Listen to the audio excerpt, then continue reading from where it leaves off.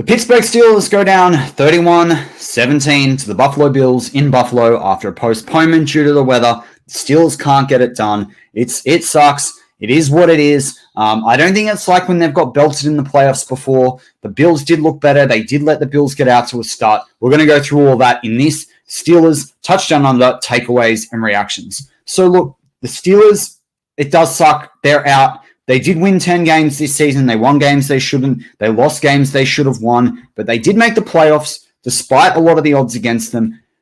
They just couldn't get it done when it came down to it. Now, the first thing we said in some of the 6 keys to victories, the first thing I said this week, which no surprise to anyone, but it was stopping Josh Allen making plays, both in the pass game and the run game. He did come into this game through the regular season having 15 touchdowns, having, I think it was over 800 yards rushing, 550 yards rushing. He rushed during this game. He made some massive plays on his feet. He had over 60 yards rushing. If you're not going to stop him, it's very hard to win that football game with the other weapons they have. And Kincaid, I talked about Knox all week. No one was talking about Knox. He scored that first touchdown off a great catch. You've got Cook there. You've got Gabe Davis there. You've got Ty Johnson there. Shannon and I brought up Khalil Shakir in the video on the Global Perspective.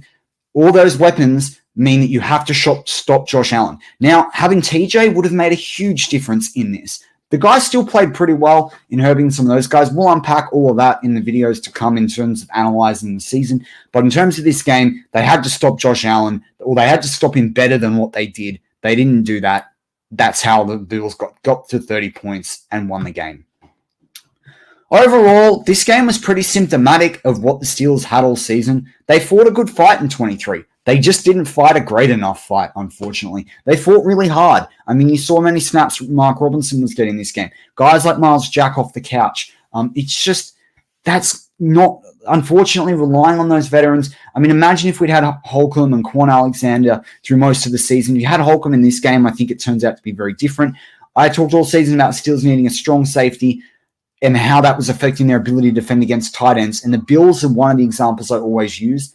Look at what the tight ends did to them. So finding a strong safety there, getting back some healthy guys will help them fight a great fight in 2024 in terms of the season 2024. Obviously, it's 2024 right now.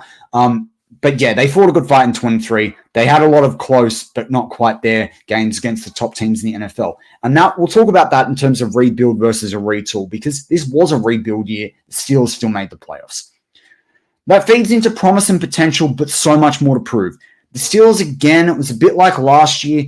You saw the potential with them. We saw Mason Rudolph, hope with the Steelers bring him back, move on Trubisky. More to come, obviously, as now we're in the offseason over the next few weeks and months ahead on that. But there was a lot of promise and potential. We saw more potential from Pickens this season. We saw more potential from this run game, this dual running back run game between Najee Harris and Jaylen Warren.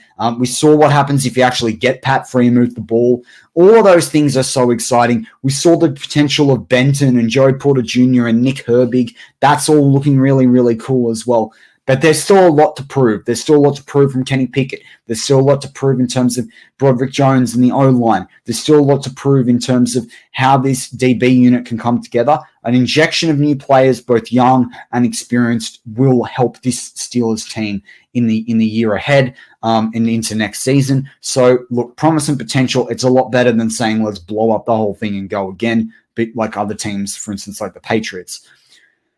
Takeaway number 4, look, the rebuild can now progress to a retool. So I talked about promise and potential. There are some real guys you can hinge some, your Steelers future or hitch your wagon to for the Steelers organization going forward. Now we can progress to a retool. There's 17 plus players, as Shannon always likes to point out on the Global Perspective, that are on 1-year deals or that are having contracts expire. The Steelers can choose which some of those guys they bring back, which they don't.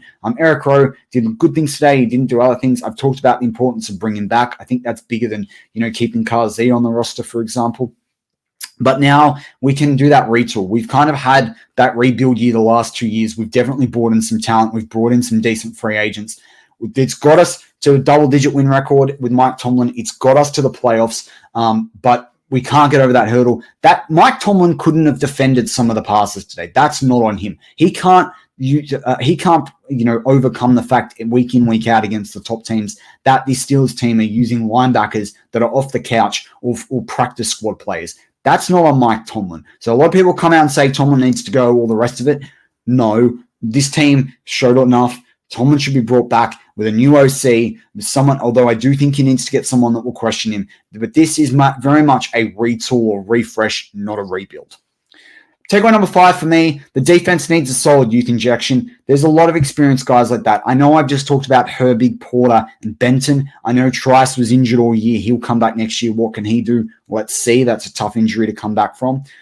But the Steelers need young guys at linebacker and not just Mike Robinson. They need guys that they can go draft out there in the 2nd, 3rd, and 4th round, even if they're mortgaging some picks for 2025 into getting more picks this year. This defense has to be faster, younger, fitter. I just feel it needs that injection at cornerback, at inside linebacker. That needs to happen. And that will make getting guys like Holcomb back next year easier. Quan, let's see how he bounces back. Holcomb signed the 3-year deal, but that's a tough injury to come back from. So we need to be able to make sure that he doesn't have to do everything, and that E-Rob can do what he does best without having to play so many snaps in 2024. So yeah, defense definitely needs a solid youth injection. You need another corner to get into to make that room younger, and you need a proper strong safety through this draft. That will be something that we look at constantly between now and May in the draft, is who the Steelers' potential strong safeties are. I like a guy called James Willen out of Miami if he declares for the draft, but we'll see. Now, the final takeaway and point that I wanted to share was there's been so much discussion this year about quarterback through everything that's gone on. That needs to go. It's Kenny Pickett. If someone falls into your lap in the first round, fine. But to me, it's Kenny Pickett. You bring back Mason. You find someone else that's cheap. You draft a guy, maybe potentially if you're not drafting a guy at the top of the draft, which I'm not really for, but you draft a guy late so that you get a third quarterback in that's cheap, that can learn, that might be something that might have some run play potential, something like that. Someone that you can take a flyer on, for example, someone that drops down the draft board because of injury. But they've got to fix the O-line first. They've got they've got 2 good running backs on the roster. They've got a couple of pillars now in Seumalo. James Daniels, I don't think, was great at all times this year. Neither was Seumalo. But they've got at least 2 decent starters there in Seumalo and James Daniels. You've got Broderick Jones in there. Go get a good center in the draft. Go get another experienced tackle that can play right tackle. Someone there that, is going to cost you $6 to $8 million a year, maybe more like 10. But just get someone in there that can shore up the O-line. Then we can at least see what Kenny Pickett is and what Kenny Pickett isn't. But right now, if you go after a quarterback, they're not going to go after it in free agency and spend a ton of money. But if you go up after him in the top end of the draft, I fear that we're not going to see anything much different to what we've seen the last 2 years, even with a good OC. This O-line has to be better at pass protecting for the Steelers to be able to go further in the playoffs than losing in the first round each time. But I want to know what your takeaways and reactions are. It does suck. The Steelers are out. It's a long off season ahead between now and September 6th. I think the season kicks off on September 5th or 6th coming up this year. It's a good 8 months now, or just under 8 months to go. We'll have so much content on this channel. I love the franchise building. That'll be a focus within our Warring series on this. Shannon and I will talk about it on the Global Perspective. Mark and I will talk about it when we can catch up. We'll bring back the depth charts as we go through the free agency period and off-season. We'll bring back the draft boards. Excited to start bringing you college player profiles as well as guys declare for the draft. With Reese's Senior Bowl will be something we'll be looking at pretty shortly as well. But as always, and it means into the 2024 season, go Steelers.